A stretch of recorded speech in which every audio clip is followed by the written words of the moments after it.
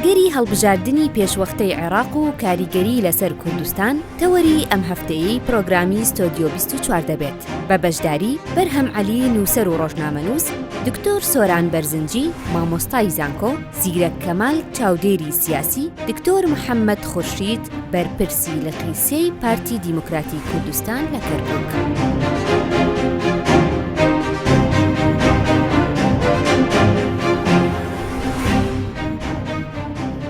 ئەم کاتتان باش. مستەفا کازمی لە درەنگانێکی شەوی مانگی ئایاری ڕۆژێکی مانگی ئایاری ئەمساڵ لەلایەن پەرلەمانی عێراقەوە متمانەی پێدراوە بووە سەرۆکوەزیرانێکی تری کابینەیەکی تری حکوومەتی عێراق. مستەفا کازمی هەر لە کارنامەکەی خۆی کە لە پەرلەمان خوێندیەوە یەکێک لە بەڵێنەکانیەوە بە یەکێک لە پلانەکانیەوە بوو کە کار بۆ سازدانی هەڵبژاردننی پێشوەختە بکات تا حکوومەتێکی نوێی هەڵبژێڕا و عێراق هەڵبژێردرێت. هەروەها لە لایەکی تریشەوە هەر لەگەڵ دەست بەکاربوونی سەرکردە باڵاکانی هێزگەل و لایەنگەلی شیعەی عەرەبی عێراقی ئەوانیش زۆرێک لە هۆشداریاندایەکە پێیان گوت ڕاستەخۆ پێیان گوت تۆ تەعین کراویت و پێویستە کار بکەی بۆ هەڵبژاردننی پێشوەختە بۆ ئەوەی کە حکوومەتێکی هەڵبژێڕا و دەست بەکار بێت. لە لایەکی تریشەوە ئەمریکیەکان و نەتەوە یەکگرتووەکانیش هەمان داوایان لە مستەفا کازمی کردوای دەست بەکاربوونی تا کار بۆ هەڵبژاردننی پێشوەختە بکات. ئەم سێ هۆکارە بوونە هۆی ئەوەی کە مستەفا کازمی ماوەیەک لەمەوبەر وای دیاری کردبوو کە لە مانگی ئۆکتۆبەری ساڵی 2021 هەڵبژاردننی پێشوەختە بکرێ، بەڵام دواتر لەسەر داوای نوێنەری نەتەوە یەکگرتووەکان لە عێراق ئەم وادەیە پێشخرا و مستەفا کازمی لە چەند ڕۆژی ڕابردووە بە فەرمی ڕایگەیان بڕیاریدا وەکو سەرۆک وەزیران بڕیاریدا کە مانگی 6 واتە مانگی حوزەیرانی ساڵی 2021 هەڵبژاردننی پێشوەختە لە عێراق بەڕێوە بچێ و هەمان ئەم بڕیارەی ئاراستەی بەلای سەرۆکایەتی کۆمار کرد و سەرۆک کۆماریش پەسەندی کرد. بەڵام ئەم بڕیارە مشتومڕی زۆری یاسایی و سیاسی لێکەوتۆ لە نێو ناوەندە سیاسی و یاساییەکانی عێراقا، هەرچەندە هێشتا هەرێمی کوردستان بە فەرمی و لەسەر ئاستی باڵا ڕاو هەڵوێستی خۆی بەرامبەر بە ئەم بڕیارە ڕانەگەیاندووە بۆ هەڵبژاردننی پێشوەختە لە عێراقا. بەڵام ئێمە ئەمڕۆ باشمان زانی لە ستۆدیۆ 24 گفتوگۆ لەسەر ئەگەری هەڵبژاردننی پێشوەختەی عێراق بکەین و ئایا کاریگەری بۆ سەر هەرێمی کوردستان و بۆ سەر پێگەی کورد چی دەوێت. هەموو لایەکتان بەخێر بن. من پێم خۆشە ئەم گفتوگۆیە بکەینە سێ تەوەر. هەوڵێن نیوەی یەکەمی گفتوگەکەمان لەسەر ئەوە بێ گەڕێکمان لەسەر ئایا ئەم بڕیارە تا چەند یاسایی بۆ دەرکرا و یاسای هەڵبژاردن لە عێراق کە پەسەندگرا و هەندێک هەنگاوی ماوە هێشتا بە تەواوەتی نەیبڕیوە. هەندێک کێشەی تر هەیە کە لە ڕووی یاساییەوە باس لەم پرسە ئەکرێ. لە تەوەری سێهەممان تەوەری دووهەممان باز لەواکەین ئایا هەڵبژاردن ئەم کێشە زۆر و زەوەندەی کە لە ڕووی ئەمنی و سیاسی و ئابووری و کۆمەڵایەتی و تەندروستیەوە لە عێراق هەن، ئایا هەڵبژاردن ئەم کێشەیە چارەسەرێک ئەم کێشانە چارەسەرێکە هیچی پێ بۆ ئەم کێشانە. لە تەوەری سێهەم هەوڵێن کە نیوەی بەرنامەکە ڕەنگە زیاتر بخایەنێت ئەم هەڵبژاردنە ئەگەر لە حاڵێکا کرا کاریگەری بۆ سەر هەرێمی کوردستان چیە بێ، بۆ سەر پێگەی کورد چیە بێ و پێگەی کورد چی بەسەر دێ لە حاڵێکا گەرم هەڵبژاردن نەکرا. تەمان مستەفا کازمی وەکو کەسی یەکەمی دەسەڵاتی جێبەجێکار ئەم مافەی بەخۆیەوە ئەم بڕیارە بدات کە مانگی 6 ساڵی 2021 دانێ بۆ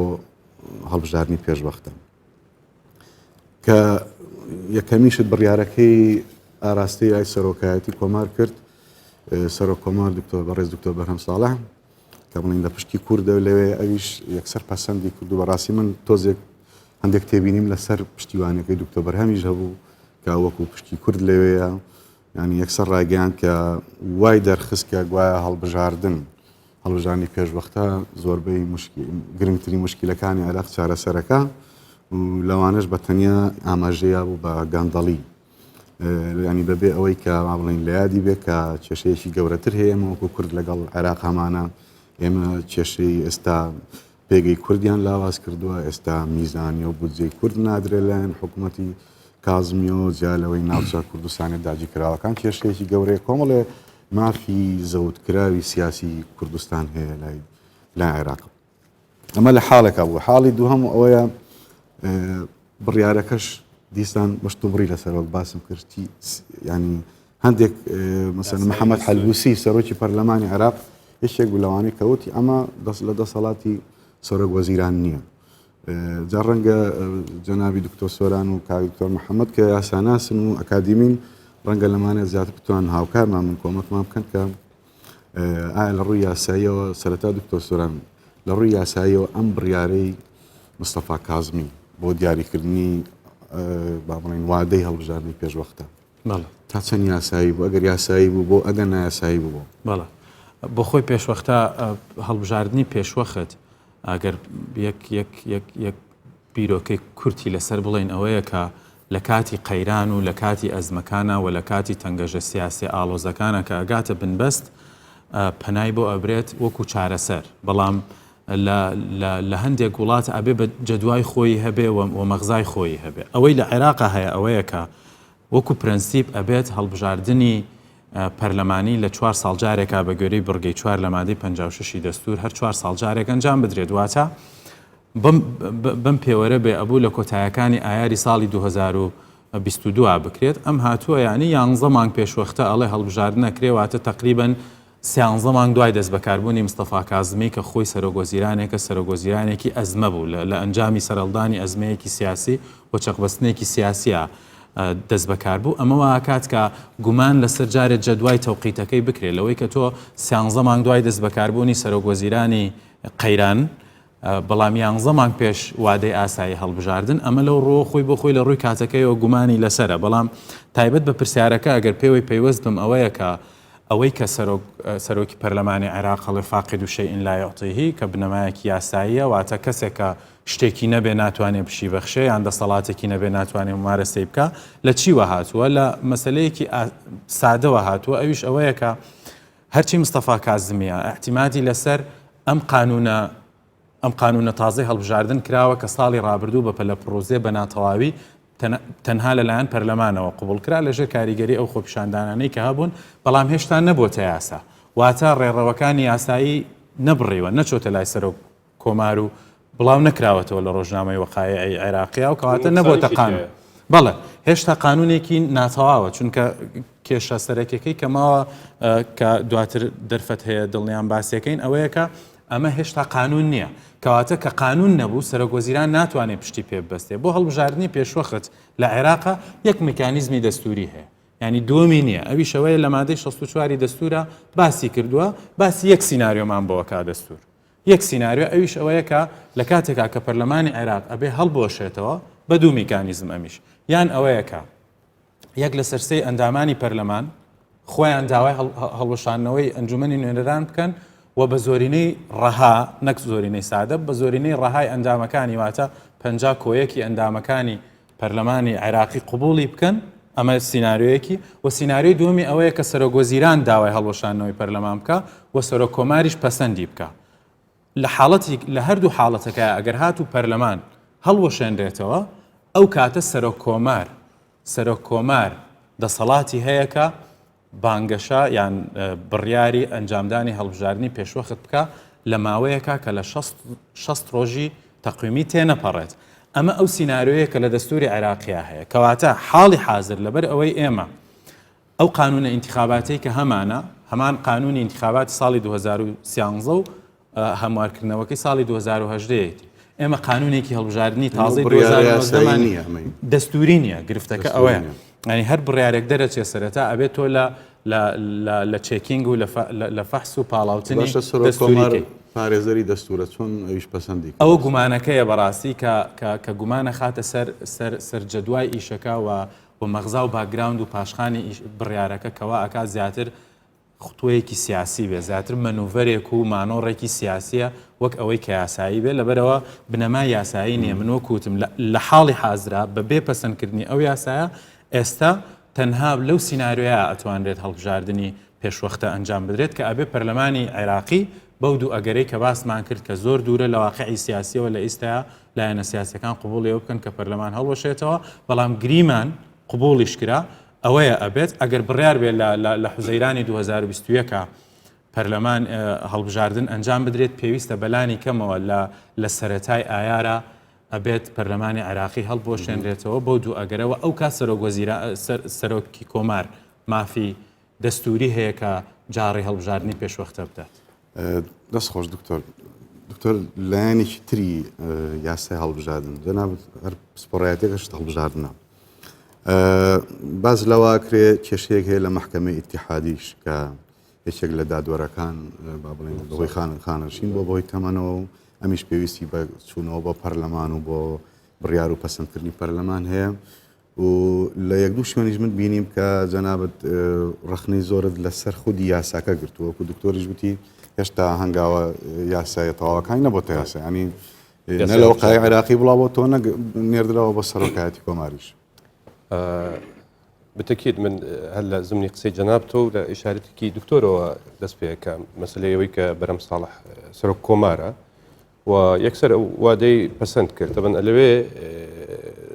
وكو سرق كومارا أكيد جير تأثيراتك غيري دستورية ويعني تأثيراتي ترك وبرم صالح كيكسر بيجري أو كأجرنا سرق كومارا يك لا إذا كان ويك أبي حامي دستور بيت ما ديش شصتو شوار برجكاني و دیاری کردووە کە چۆن مەجلیسی نواب خۆی هەڵوەشێنێتەوە البەتە دەستوری عێراقی لە مەسەلەی هەڵوەشانەوەی یا انتخاباتی پێشوەختە لە مەسەلەی انتخاباتی پێشوەختە بێدەنگە تەنها حلێک کە هەیە بۆ انتخاباتی پێشوەختە هەڵوەشانەوەی مەجلیسی نوابی عێراقیە وەکو کاکە دکتۆر ئیشارەتی پێدا بۆیە لەوێ کەوتە هەڵەیەکی دەستوریەوە بەرەم ساڵح نابووە ئەسڵەن ئەوەی بکردایە نابووە پشگیری بکردایە بگەڕابایەتەوە نامەیەکی مەسەن بۆ هین بنووسایە چکە کاتێک کە سەرۆک وەزیرانیش داوا ئەکا مەجلیسی نواب هەڵوەشێتەوە سەرۆک کۆماریش لەگەڵیا داواکە جارێکی تر ئەبێ خودی مەجلیسی نوابی عێراقی خۆی هەڵوەشێنێتەوە یعنی ئەو دوانە بەیەکشەوە داواکەن هەر جارێکی تر دەسەڵاتەکە درێتەوە بە مەجلیسی نوابی عێراقی خۆی هەڵوەشێنێتەوە نەک ئەوان خۆی هەڵوەشێنەوە بۆیە مەسەلە دەستوریەکە وەکو دکتۆریش باسی کرد کەوتنە هەڵەوە بەڕاستی لە مۆزوع دێمەوە سەر مەسەلەی پرسیارەکەی جەنابەت لە محکەمەی ئیتیحادی طبعا ئێمە محکەمەی ئیتیحادی لە عێراق پێش لە دەستوری ساڵی 2005 دروست کراوە ئەگە تاریخەکەیم لە یاد بێ لە هەفتەی 2005 یاسای ژمارە 30 محکەمەی ئیتیحادی دەرچووە لە عێراق پێش دەستوری عێراق بەڵام محکەمەی ئیتیحادی پێش ئەوەش وجودی هەبوو بە قانونی ئیدارەی دەولەی موقت بە پێی قانونی ئیداری بەسم یاساکە بەس ئەو ڕوونکردنەوەش بۆ باسی محکەمەی ئیتیحادیەکەین چونکە هەڵبژاردن پێویستی بە بڕیاری ئیشارەت بەوە ئادەم بەڵێ یەکێک لە سەلاحیەتی محکەمەی ئیتیحادی لە مادەی 93 حوتەم فقرەی حوتەم ئەوەیە کە ئەبێ پەسەندی ئەنجامی انتخاباتی مەجلیسی نوابی عێراقی بکات کە کێ ئەبێتە ئەندام کێ نابێتە ئەندام بەپێی یاساکە لە با بڵێن مادەی سێمی ئەم یاسایە چی ئەڵێ ئەڵێ کۆی ئەندامەکانی محکەمەی ئیتیحادی لە سەرۆک و 8 ئەندام پێک دێن لە مادەیەکی تردا ئەڵێ هەر لە فەقرەیەکی تردا ئەڵێ ئەم محکەمەیە بە کۆی گشتی ئەندامانیەوە کۆ ئەبێتەوە تەنها مەبەست کۆبوونەوەکەی بەڵام بڕیارەکان ئەکرێ بە زۆری نەبیدا بەڵام ئەبێ کۆ بێتەوە طبعا یەکێک لە ئەندامانی ئەم محکەمەیە حاکم قازی فاروق با بڵێن ئەو بە حکمی تەمەن تەقاعد کراوە ئێستا عەدەدێکیان نوقسانە بۆ ئەم نوقسانیە هیچ ڕێگەرێک نییە کە ئێمە بتوانین بین پڕی بکەینەوە چکە جاران لە بەپێی یاساکاهی مەجلیسی قەزای ئەعلا بوو ئەو ئەیتوانی مەجلیسی قەزای ئەعلا هەڵوەسایەوە دوای مەجلیسی دەولە لە شوێنی لە ساڵی 2007 إلى آخره بەڵام لە دەستور تحدیدی کردووە ئەڵێ هەر تعدیلێک کە ئەتانوێت لە محکەمەی ئیتیحادی عولیا بیکەن ئەبێ بە دوو لە سەر سێی ئەندامانی مەجلیسی نوابی عێراقی بکرێت یعنی سولسەی لەوێ دیاری کردووە واتە کە بمانەوێت تعدیل بکەین ئللا ئەبێ دوو لە سەر سێی ئەندامان ڕازی بن لەسەر ئەو تعدیلەکە لە محکەمەی ئیتیحادی لە قانونی محکەمەی ئیتیحادی یا لە هەر شتێکی ترەکەین طبعا کە من ئاگادارم لیژنەی قانونی لە پەرلەمانی عێراق تعدیلەکەی حاضر کردووە لەسەر سێ نقطە خلافیان هەیە بەڵام نەگەیشتوێتە ئەنجام لەگەڵ ئەوە جارێکی تر هەم بەرهەم ساڵح هەم کازمی ئاگیان لەو ئینانە نییە یەکی پرۆژەیەکیان ناردووە بۆ مەجلیسی نوابی عێراقی کە بێن محكمة اتحادية تعديل بكنوا يعني بأجاية كان لبيش هي بويا محكمة اتحاديش تعديل مش كشيء بس كشيء جورية بكرتي أجر بكرتي كم أو ياسات هم كبستن كلا ولا برلمان دني كردي تيانا كردني فينا أما ياساي كلا هل بجاردن أو كم كرجة تواني بكرتي يعني ديارتي كم كرجة ياسات طبعا ياساك بالنسبة كرنوانا بالنسبة خدي ياساك يعني ياساك بلين سالي 2019 لا مادة 15 تقسيم دوائري انتخابي كردوا كمحافظاتي تقسيم كردوا اللي إشكالك يكجار زوري تدايا أكري لا هني دات وش الدكتور بيتش لو سيبكين وهروها لا بابلين مادة سابعنا لحوتمة لا مادة 15 حوتم باسي أو أكاد ك أم دوائري انتخابية جاري كتير يعني تحديدي نكرد ولا سرت أساسي ما كانش كومالك اقتراحات هبوا أم دوائري انتخابية جاري كتير مجلس النواب أبي ياساي كتير درت شوية بويكا دائما تيبقين مبستي دوائري انتخابي لنا ومحافظات شيا أودو إشكال سركيكيتي بالنسبة لقشتي عراق كاك زيرك لناو ام یاسایە کە هی هەڵبژاردن کە لە دێسەمبەری 2019 وەک دکتۆر سۆرانوتی لە دۆخێکی زۆر بابنەی ناو فشاری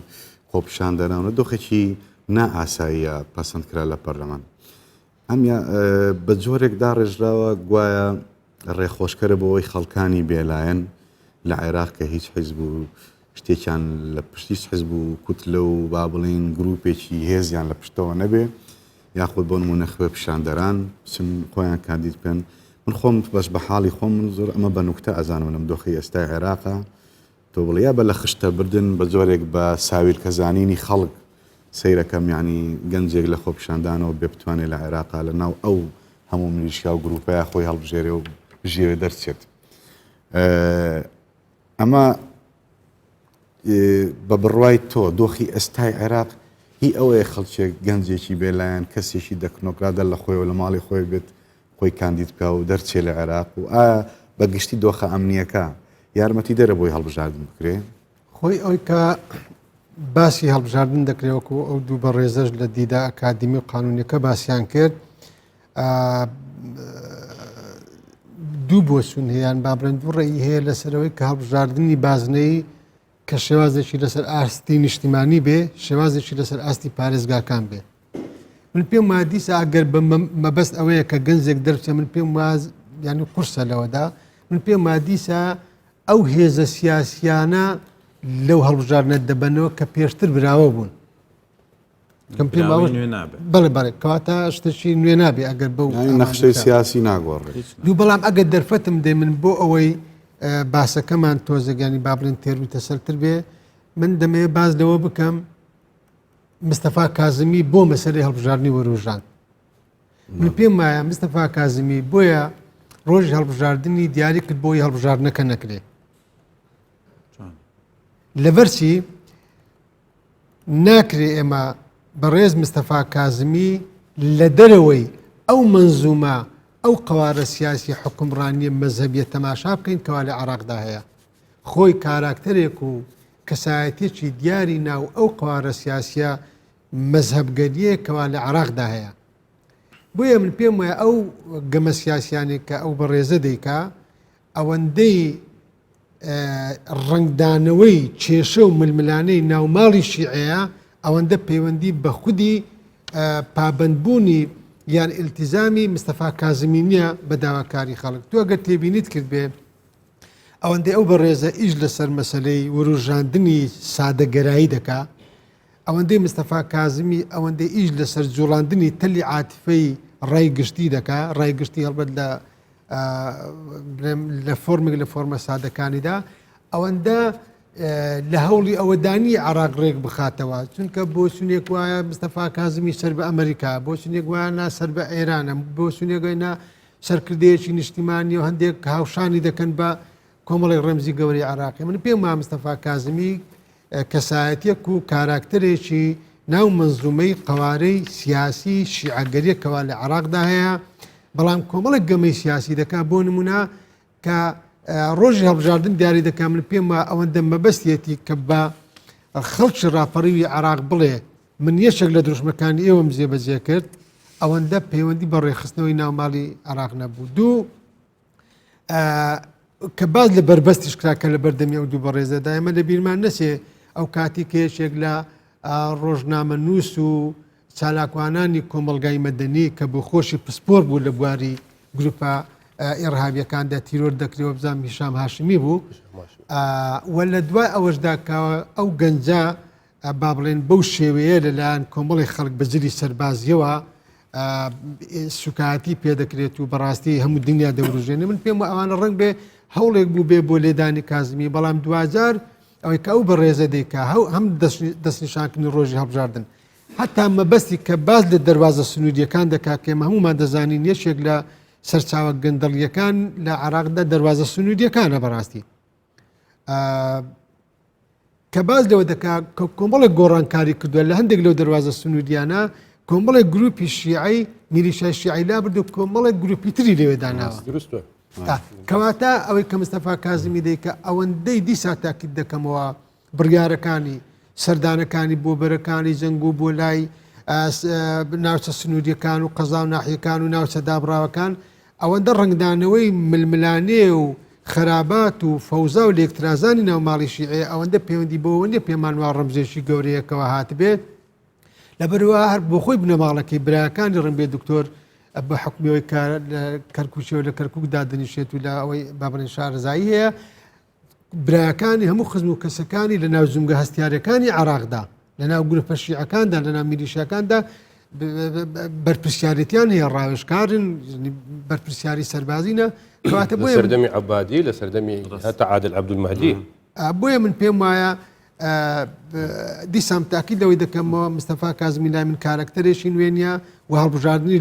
لەو وادەیەدا ناکری کە خۆی دەستنیشان کردووە کە هەر بۆ خۆی بۆی ئەو ڕۆژەی دەستنیشان کردو بۆی هەڵبژاردنەکە نەکرێت لا ینی تقریبا لە ڕووی یاسایەکۆ باسی ئەشکالیەتەکانمان کردوای ڕەنگە لە باسی پێگەی کوردی شادیسان هەندێک کێشەی یاسایی هەبێت لەو یاسایە لەبەری کوردەنگی پێناوە بەس حەزەکەم چینە ینی تەوەری دووهەم کە ئەوەی کە ئایا هەڵبژاردن چی بۆ عراقیەکان پێ چی پێ ئەکرێت وەکو باسمان کرد کۆمەڵە کێشەی زۆر گەورەی ئابووری و سیاسی و ئەمنی و حتا فەرهەنگی و کۆمەڵایەتی و تەندروستی و مرۆیی گەورە هەیە لە عێراقا من باوەڕ ناکەم ئەمانە با بڵێن هەڵبژاردن حەلێکی پێبێ حەلێکی لە ڕێگ و ڕیشەیی پێبێ بۆ ئەمانە دوای لە ناو ئەوە حەزەکەم باسی ئەوەش بکەین ئێستا دەنگ و باسێکی زۆر هەیە کە مستەفا کازمی و بەرهەم ساڵح کە ئێستاوان سەرۆک وەزیران و سەرۆک کۆمارن ئەوانیش بەنیازن ئەگەر هەڵبژاردنەکە بکرێ با بڵێن بە یەک لیست دابەزن لیستەکەش ئەگەر هەڵم ناوی بناوی لیستی گەلی عێراقا وابزان کە بەنیازن جا لێ منەمێ بگەڕێمە سەر ئەوەی کە ئەم پرسی هەڵبژاردنی پێشوەختە چۆن بوو بۆ نمونە بینیمان لە ساڵی 2019 خۆپیشاندانێکی زۆر گەورەی خوێناوی بە سەدان کەسی تیا بوو تیا کوژرا و بە هەزارانی تیا بریندار بوو ڕەنگە ئێستا هەزارانیش لە زیندان بن ئەم خۆپیشاندانانە ئەم ڕۆژهێنایە پێشەوە کە هەرچەندە خۆپیشاندەران ئەو وەختە لە ئێمە لە تیڤەکانەمان بینی هیچ لایەن و هێزێک نەبوو ڕێکیان بخە سەرپەرشتیارێکی منەزەمیان نەبوو بەڵام لە ڕەنگە ئەوانەی کە لە میدیا بینیمان لە 15 تا 20 داواکاری زۆر گرنگ لە زاری خۆپیشاندەران و ئەوانەی قسەزان بوون هاتە دەرێ ڕەنگە لە ناو ئەم 20 داواکاریە یەکێک لەوانە کە هەڵبژاردنی پێشوەختە بوو ئەگەرنا ڕەنگە بڵێم 90 لە کۆمەڵێک داواکاری سیاسی بوو ئەمنی بوو حیاتی بوو خەدەمی بوو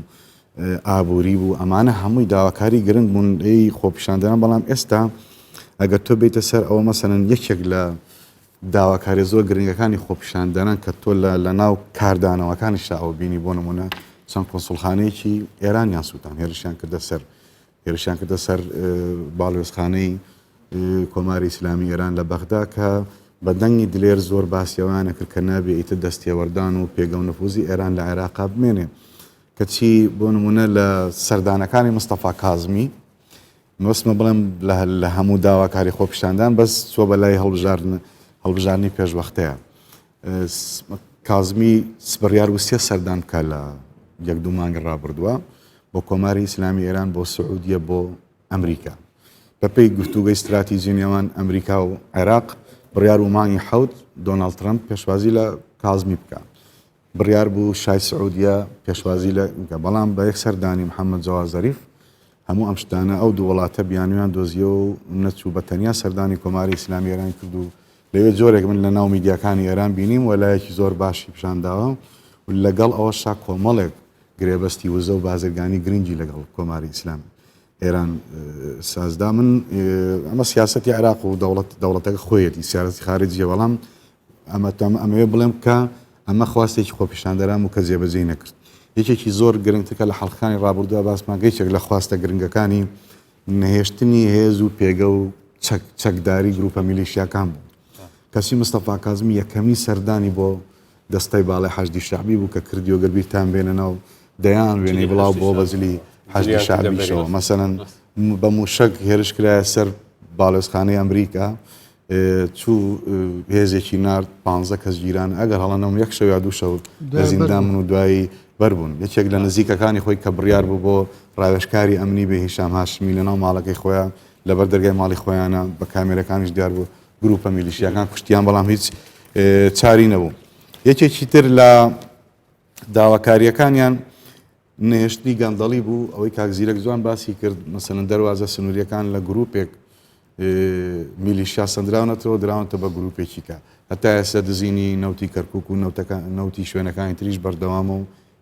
هیچیش نەگۆڕاوە لە گەندەڵی مەسەلەن باسی موچەی ڕەفحای کرد هەتا ئێستا تەحەداکەم یەک بەرپرسی عێراقی بتوانێت لەناو میدیا و ڕایگەێنە بڵێ ئەمە ئەوەندە ملیۆن دینارمان جێڕایەوە لە ئەنجامی ئەو دەستکاریەی موچەی ئەوەی گروپی کە پێیانڵێن ڕەفحا خاڵە سنووریەکان بە هەمان شێوە بوو مەسەن شتێکی کە خزمەت گوزاری بوو خۆتان ئەزانن خۆپیشاندەران لە بەسڕە زۆر تند بوو لە بەرەوەی کەمترین خزمەت گوزاری بۆ چوو وای لێ هاتبوو لێرەوە دەستگای خێرخوازی بارزانی ئاوی خواردنەوەی بۆ خەڵکی بەسڕا برد لەو ڕۆژەوە یەک هەنگاو نەنراوە جگە لە سەردان و شتی نمایشی لە ناو میدیا و وێنەی جوانی کازمی لە ناو قەرەباڵغی خەڵکە یەک شت نەکراوە بۆ ڕووی خزمەت گوزاری کە یەکێک بوو لە داواکاریەکانی خۆپیشاندەران دوایین شتێک کە باسی کەم بابەتی ئەوەی کە لەگەڵ بەرهەم ساڵحە بەتەمان بەڵین کوتلەیەک دروستکەن یا لیستێکی انتیخابی دروستکەن ئێستا هەردووشیان سەرۆک کۆمار و سەرۆک وەزیرانن و هیچ گۆڕانکاریێک ئینسان نایبینێ لە ناو ئەمەیە بۆیە من ئەڵێم ئەم هەموو کێشە گەورانە ڕەنگە هەڵبژاردن شتێکی زۆر زۆر سادە بێ لە چاو ئەمەی کە هەیە لە بواری گەندەڵی و لە بواری سیاسی و ئەمانە ڕاستە بەڵام حاڵەتێکی تر هەیە کە نابێ بەسەرماناتێ پەڕێ بە تایبەت ئەوەی کە پەیوەندی بە جەنابی سەرۆک کۆمارەوە هەیە ئێمە ئەزانین کە پێش ئەوەی بەڕێز مستەفا کازمی ئەم پۆستە وەرگرێەوە پێشەوەی بچێتە پۆستە باڵا ئەمنیەکانی عێراقیشەوە پێشتر و لە بواری میدیایە لە دەستگایەکی کاکتۆر بەرەم ساڵە حەسەر نووسەر بووەوە پەیوەندیەکی باگراوندێکی پەیوەندیە کۆمەڵایەتی میدیایەکانیان لەبینە بەڵام من هیوادار بووم لەمەیانە نەکەونە ئەو هەڵە دەستوریانەی کە مستەفا کازمی بە جۆرێک لە جۆرەکان بۆ نمایشەکانی خۆی ئێوە ئەنجامی بداوە ئەزانێ وەکو مامۆستا زیرەک و جەنابیش ڕوونتان کردەوە لە ئێستایا مستەفا کازمی ئەزانێ کە زەمینەی سیاسی و کۆمەڵایەتی و ئابووری عێراق لەبار نییە بۆ هەڵبژاردن بەڵام من هیوادار بووم کە بەو هەڵانەی خۆی جەنابی سەرۆک کۆماری تێوە نەگلێنێ سەرباری ئەو هەڵەیە کە من ئاماژەم پێکرد کە سەرۆک کۆمار دەسەڵاتی خۆیەتی لە ئەگەرێکی لە سیناریۆیەکی دەستوریە کە جاڕی هەڵبژاردننی پێشوەختە بدا لە ئیستەیە هیوادار بووم نەکەوێتە ئەو هەڵە دەستوریەی کە بەداخەوە کە بینیمان بەڵام هەڵەیەکی دەستوری دیکەی کە نەدەبوو بەسەر دامەزراوەی سەرۆکایەتی کۆمار و خودی جەنابی سەرۆک کۆمارە تێپەڕێ ئەوە پەیوەندی بە دادگای فیدراڵیەوە هەوەی کە کاکتۆر محەممەد ڕوونی کردەوە تاوان لە ئایاری ساڵی 2019 دادگای اتحادی ئەو مادەستەیەی کە تایبەتە بە چۆنێتی دیاریکردنی ئەندامەکانی هەڵی وەشاندەوە لەبەرەوەی کەوتی ئەمە دیاریکردنی ئەندامەکانی دادگای اتحادی لەلایەن مەجلیسی علاوە مەجلیسی ئەنجومەنی دادوەریەوە و پاشان پەسەندکردنی لەلایەن سەرۆک کۆمارەوە دەستێوەردانە لە کاروباری دادگایەکە پێویستە سەر بەخۆ بێ بەم بیانوە لە مانگی ئایارە هەڵە دەستوریەکە لێرە لە مانگی ئایارە ئەم یاسایە هەڵوەشێنراوەتەوە باش بەڵام کاتێک لە کۆتایی نۆڤەمبەری ساڵی 2019 دادوەر فاروق سامی دەست لە کارە کێشێتەوە زۆر بەداخەوە بەڕێستەرۆ کۆمار وەک ئەوەی ئاگداری ئەم گۆڕانکاریە یاسایە نەبوو بێ لە سیستەمی دادوەری قەزای عێراقا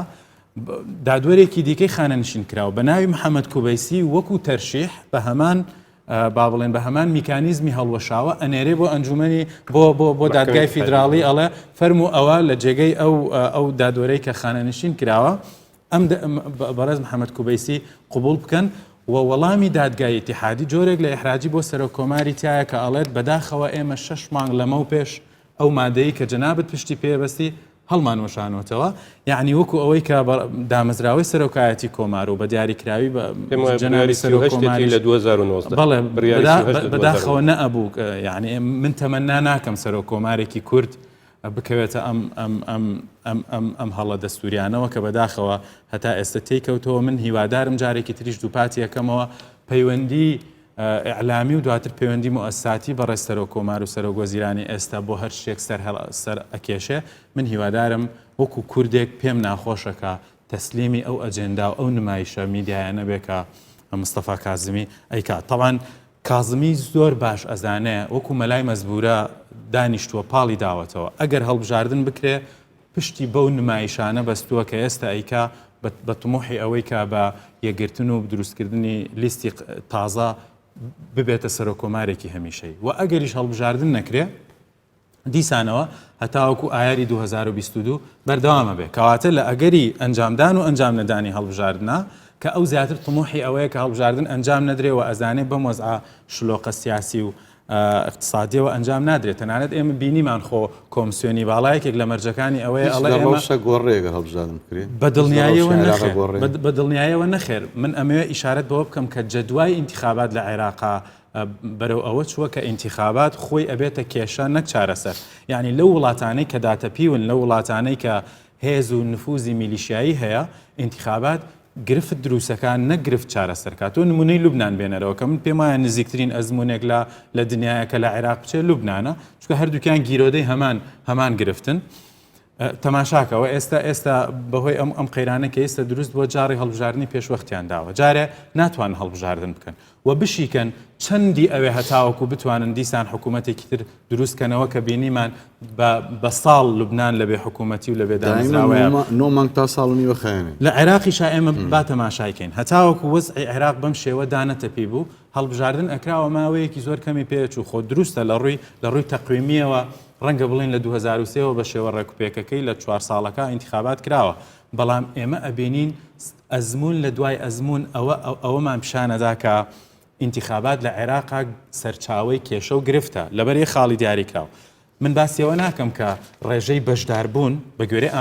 ئامارەکانی کۆمسیۆن لەسەر ئاستی میلی هەتا دێکەمترە بێتەوە دوای ئینتیخابات 45.5 بووە لە ساڵی 2010 ئەمەش وا ئەکات کە متمانەی میلی بە هەڵبژاردن تەواو لە عێراقا داتە پیوە بۆ لەبەرەوەی کە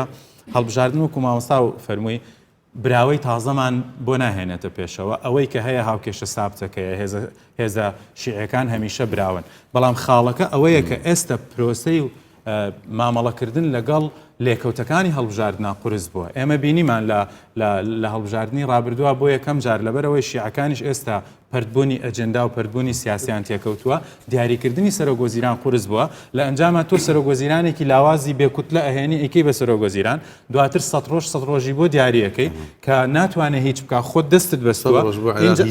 بەڵێ دوای دەی شەقامی تێبەرە دەی دوای ناچارەکەی دەست دەکات بکێشێتەوە دکتۆر محەممەد هەمان قسە ینی ئایا تۆ لەو باوەڕێی هەڵبژاردن بکرێ ئەمیش هەرێشێکە لە بڕیارە نمایشەکانی مستەفا کازمی و کاکزیرە گوتین و ئایا ئەگەر کرا چی لە عێراق گۆڕێ هەڵبژاردن من لەو قسەی جنابەوە دەست پێکەم وتە سەرڕۆژ بۆ عێراق هیچ نییە خۆی 100 ساڵە عێراق دەوڵەتەوە هەر هیچ نەبووە هەر نەبووە دەوڵەت بەڕاستی نەبووە دەوڵەتی موسساسی جا بنەماکانی دەوڵەتیش نییە نیەتی ینی لەوێ دەست پێکەم خۆی چۆن هەڵسەنگانی بۆکەین لە ڕووی یاساییەوە لە ڕووی سیاسیەوە کە ئایا ئەو وەختەی کە دیاری کراوە بۆ هەڵبژاردن لە حوزەیرانی 21 هەڵبژاردن ئەکرێت ینی ئەو گرفتانە پێمان نەڵێ کە ناکرێت مەسەلەن ئێمە گرفتی کۆمیسیۆنمان هەیە تا ئێستا کۆمیسیۆنی ئینتیخاباتی عێراقی کە هەڵوەشێنرایەوە کۆمەڵێک قازی لەوێ دانراوە نەیتوانێەوە خۆی تەکمیلە بکاتەوە ئەمە یەکێک لە گرفتە سەرەکیەکانی بەردەمی ئێمە گرفتی یاسای انتخاباتمان هەیە پێم وایە لە بەشی یەکەمی قسەکانم مادەکەم بە تەواوی مادەی 15 لە فقرەی شەشەم یاساکەی دیاری نەکردووە کە دەوایری انتخابی نێو محافظە چەمەند محافظەی دابش کردووە بۆ کاک زیرەکیشە هینەکە زیاتر بڕم بێتەوە محافظەی دابش کردووە لە مادەی ئەوەل ئەڵێ محافظەکان دابشەکەن لە مادەی لە فقرەی شەشەم جارێکی تر دێتەوە ئەڵێ بە مەجلیسی نواب یاسایەکی تر دەرکا ئەو گرفتە یاسایەکەیە ئێمە گرفتی محکەمەی اتحادیشمان هەبوو وەکو لە بەشی یەکەم شیمان کردەوە لە دوای ئەوە ئێمە گرفتی نێوخۆی ماڵی شیعەمان هەیە وەکو دکتۆریش ئیشارەتی پێدا گرفتی نێوخۆی ماڵی کوردمان هەیە گرفتی نێوخۆی ماڵی سونەمان هەیە بەڕاستی گرفتی ئەو فراغە یا تێک نەگەیشتنەی نێوان مەجلیسی نوابی عێراقی و سوڵتەی تەنفیزیمان هەیە بە هەردووکیانەوە هەم سەرۆک کۆمار هەم سەرۆک وەزیران هەموو ئەم گرفتانە دێن کۆ ئەبنەوە لەکوێ لەسەر سەری تاکی عێراقی لەسەر سەری تاکی عێراقی لە یاساکەش ئەڵێ انتخابات لە دائرەی انتخابی نێو محافظە فەردیە واتە لیست نامێنێ لیستی ئەحزاب نامێنێت تاکی حزبی بۆی هەیە خۆی هەڵبژێرێ وەکو تاک بەڵام لیستی حزبی نامێنێ مەجلیسی نوابی عێراقی ئێمە هەمومان نەزانین کە ئێستا شیعە لە تاریخی ڕابردووی عێراق بەقەت ئەم مەجلیسی نوابی عێراقیە باڵا دەست نەبووە کورد ئەچێتە دەرەوە سونە ئەچێتە دەرەوە کێ ئەچێتە دەرەوە ئەو یاساکەی ئیشەکەی خۆیەکا و ئەڕوات و منەتیشی بە هیچ لایەک نییە ئەی شیعە ڕازیە بێ ئەم دەسەڵاتە زۆرەی کە هەیەی بێت بەم انتخاباتە فەردیەی کە معلوم نییە کێن و نەرایەتی ئەوەکە لە حەڵەتی تووڕەبوونی شقامی مەسەن بەسرە نمونەی بەسرە جەنابەت باست کرد ئایا نوێنەرەکانی بەسڕەی حزبی جارێکی تر ئەتوانن سەرکەوتوو بن ئایا نوێنەرەکانی حزبی شیعە لە محافظەکانی شیعە ئەتوانن سەرکەوتوو بن ئایا سەدر ئەتوانێت جارێکی تر بە قایمەی سەدری و بە فتوایەک ئەو خەڵکانی خۆی سەرکە هەموو ئەمانە دێتەوە سەرسەری تاکی عێراقی بەڵام وەگەر انتخاباتیش کرا وەگەر سەرکەوتوش بوون انتخابات لە 2005 بە دواوە هەتا ئێستا کە گەڕی چوارەمی انتخاباتمان بڕێوە بردووە ئەم جارە بێتە گەڕی پێنجەمی انتخابات لە 2006 و 2010 و 2014 و 2010 هەر جار کە انتخابات کراوە مەشاکلی نێوخۆی ماڵی عێراقی یەکجار زیاتر بووە خۆ پیشاندەر داوای خزمەتگوزاری ئەکات عێراق ئێستا بێپارەیە خۆ پیشاندەر داوای هەلی کارەکە عێراق ناتوانێت هەلی کار بڕەخسێنێ خۆ پیشاندەر داوای خەدەماتەکە عێراق ناتوانێت خەدەمات دابین بکات بۆ کاتێکیش کە ئەچێ خەدەمات دابینەکە ئەوی جەنابەت باست کرد سەفەری ئێرانی کرد گەورەترین مشکلە هەیە لە مەسلەی کڕینی کارەبا لە ئێران کە بە تێچوویەکی نۆ بەرامبەر لە تێچووی ئاسایی کە لە دەوڵەتانی خەلیج بیکڕێ ئەیکڕێ بەڵام ئەڕوا لەوێ گرێبەستی کارەباکە تازە ئەکاتەوە ئامادە نییە بە هەرزانتر بیکڕێ ئەنی هەموو ئەمانەوە ئەکات لە چاودێرێکی سیاسی دەستوریش کە سەیری بابەتەکە بکات بڵێ زۆر زەحمەتە ئەو کاتێک کە کازمی دیاری کردووە لەگەڵ بەرەم ساڵح ئەو هەڵبژاردنە بکرێ بەڵکو بەڕای من تەنها خۆ دەرخستن بوو کاک زیرەک جەنابیشت پێ دوای ناکرێ یا ئەگەر کرا چی لە وەزعەکە گۆڕێ ئەگەر کرا زانی خۆی من ڕای خۆمدا من پێم وایە ینی سوورم لەسەر ڕای خۆم کە کازمی باز لە هەڵبژاردن دەکا ئێمە دەبێ بزانین مەبەستی لە هەڵبژاردن چییە دووەم ئەو کەسێک کە باسی هەڵبژاردن دەکا ماهیەتی فکری سیاسی بیرکردنەوەی وەڕوانینی بۆ سەمشی دیموکراسی چییە وەکو دکتۆر ئاماژەیەک لای دکتۆرۆ قسەیەکی گرنگ کرا ینی بە کورتیەکەی دکتۆر سوێران شتێکی وای هەروگوت بە کورتیەکەی هەڵبژاردن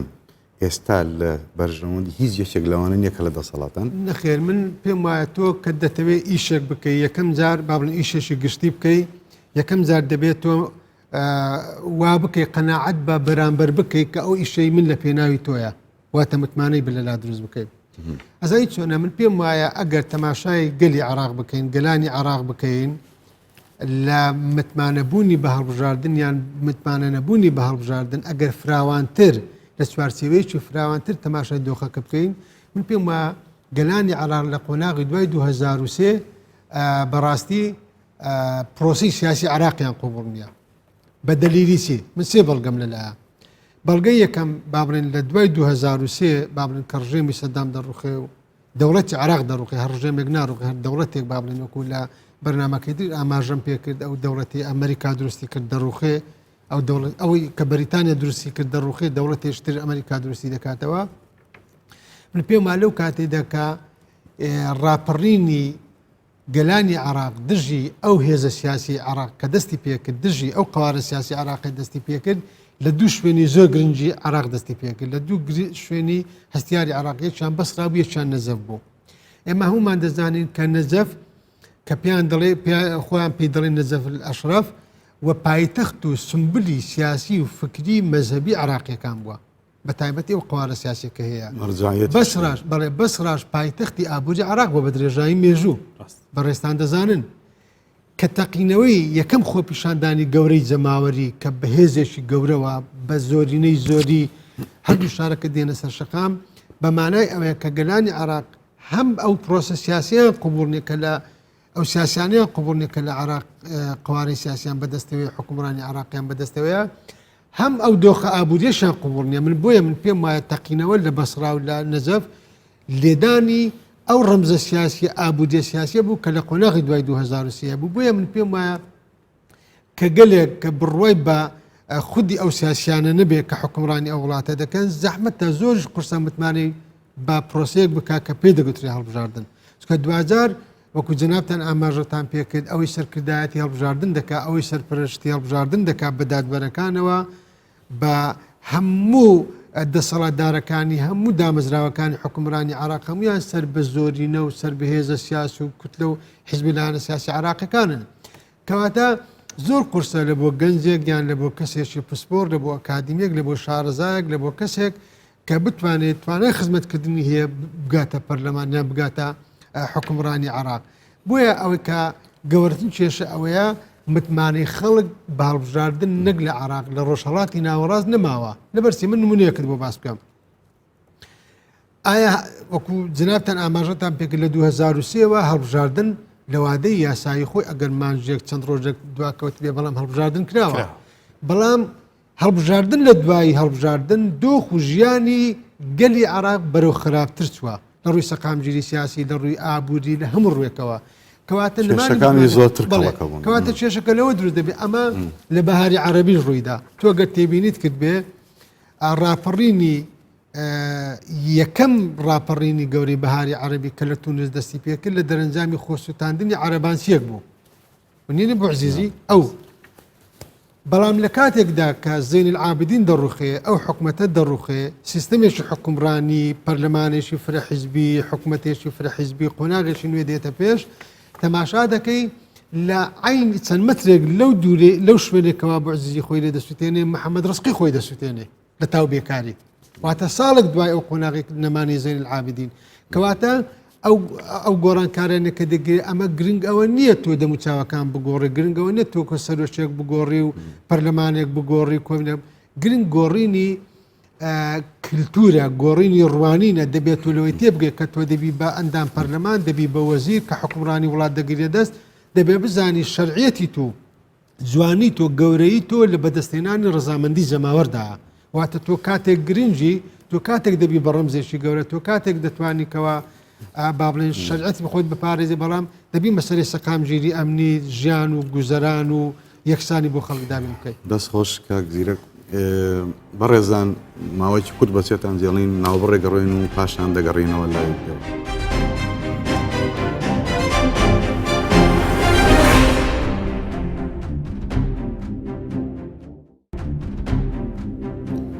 دووبارە سڵاو درێژە بە گفتوگۆکەمانین لەبارەی ئەگەری هەڵبژاردنی پێشوەختە لە عێراق و کاریگەریەکانی بۆ سەر کوردستان و پێگەی کورد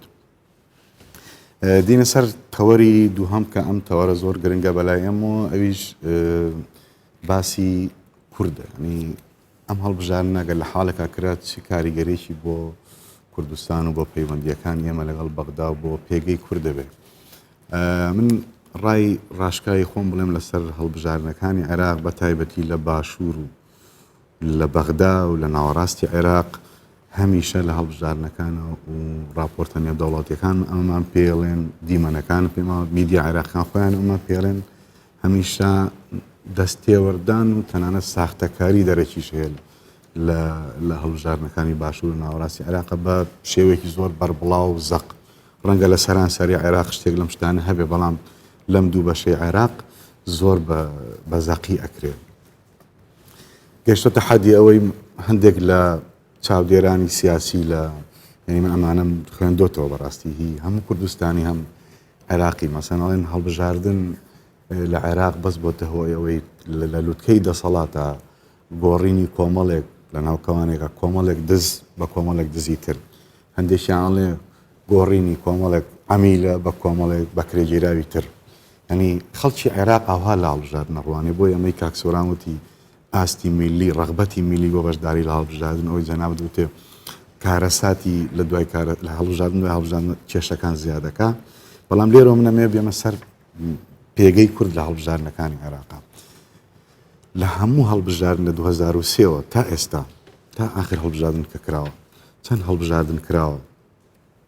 هەموو جارێت هەڵبژاردن دوای هەڵبژاردن پێگەی کورد لاوازتر بووە بەشداری کورد لاوازتر بووە ئەو سێ مەبدەئی کە کورد لە عێراقی فیدراڵا بێت یای بەشدار بێ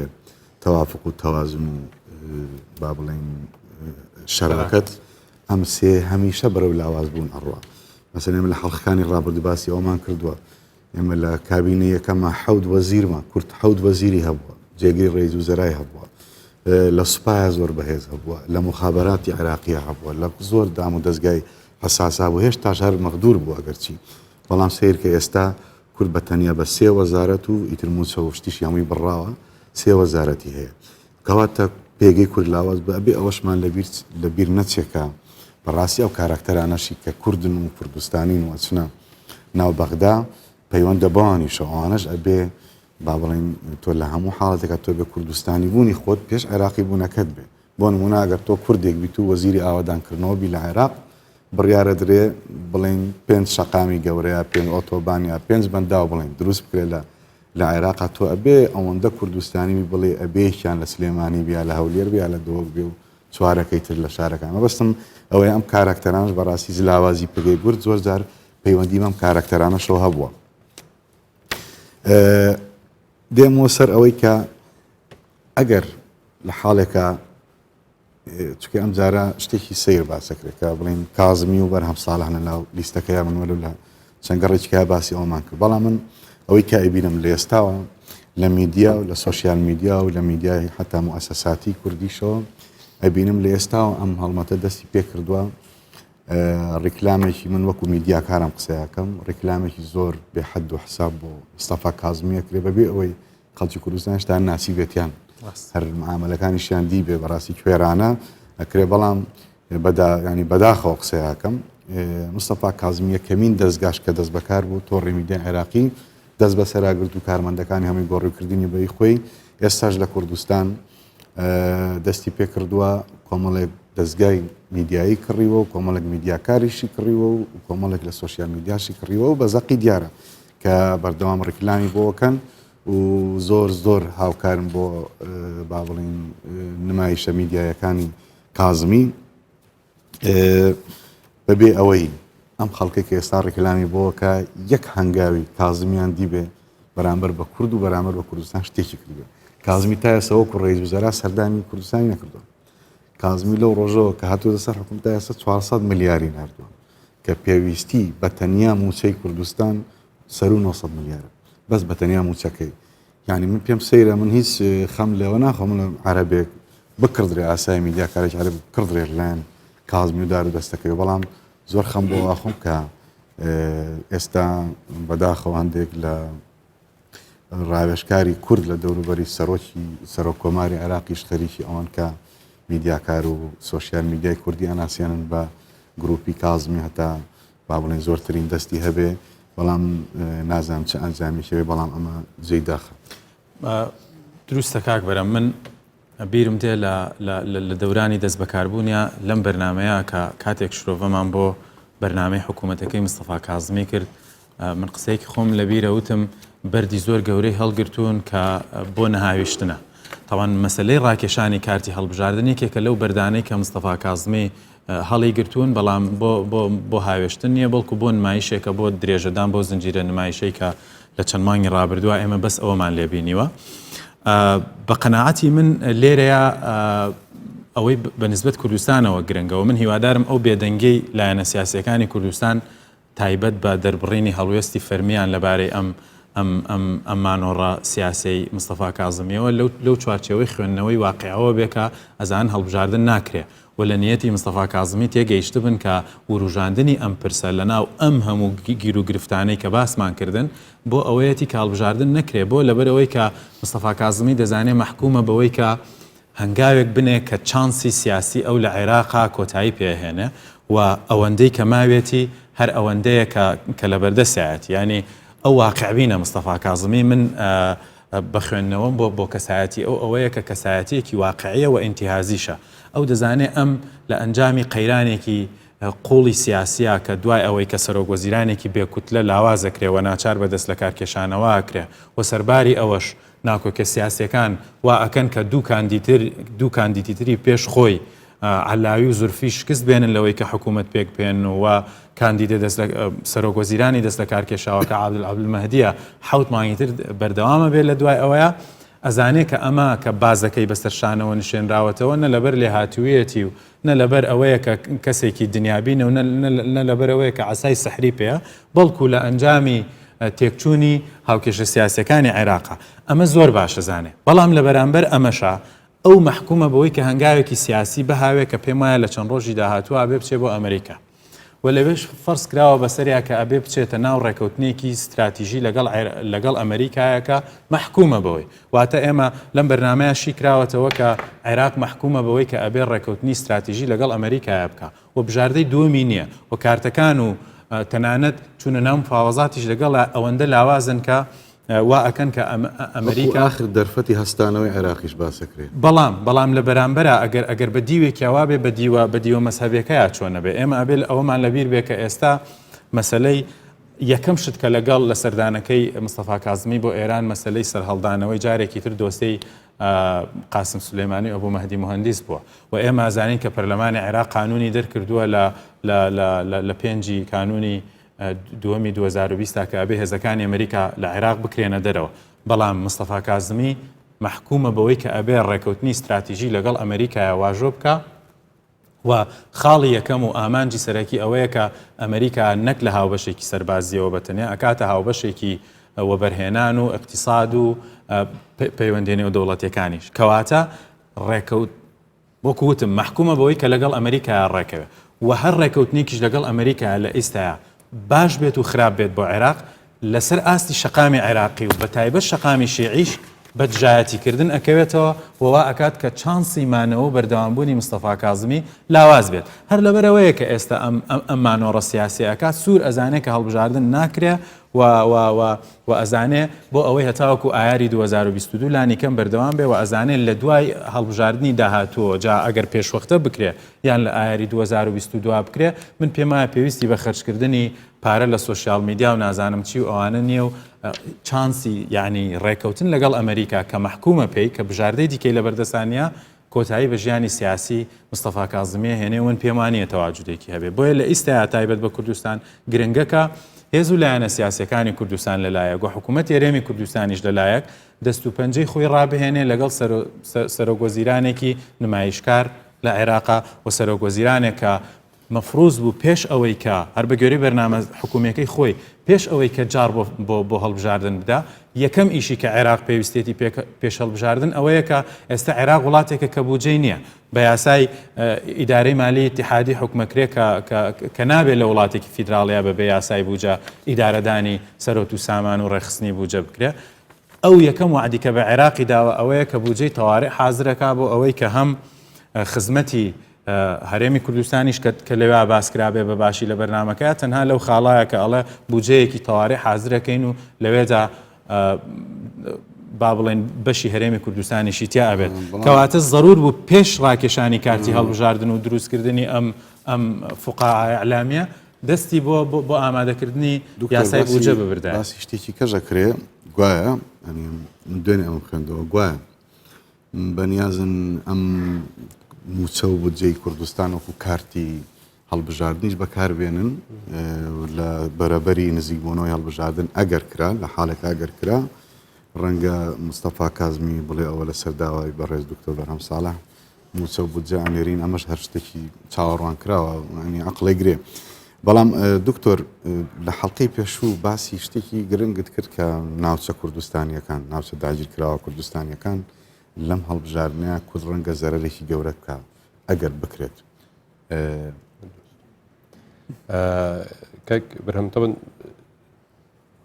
گرفتێکی ئەساسمان هەیە لە یاسای هەڵبژاردن لەوێەوە من ئەچمە سەرەوەی زەرەرانی کە کورد ئەیکا لەو ناوچانە هەرچەند کورد لە هەرێمی کوردستانی زەرەرەکە لە عێراقی زەرەرەکات. یاسای انتخابات بە جۆرێکدا ئەڕێژرێ سیستەمی انتخابی لە وڵاتێکا دەستنیشانەکە کە سیستەمی انتخابی خوێندەوە بەپێی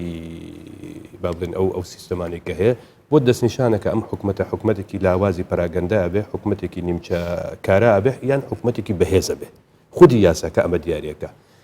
هەموو کاتێک لە انتخاباتی فەردیە حکومەتێکی لاوازە ئەم یاسای هەڵبژاردنە وامان لێکات لەم انتخاباتی فەردیە کە ئەو پێشنیارانەی کە لەبەر دەستە کە محافظات دابش ئەکات بە دەوائری بە چەند بازنەیەکی هەڵبژاردننی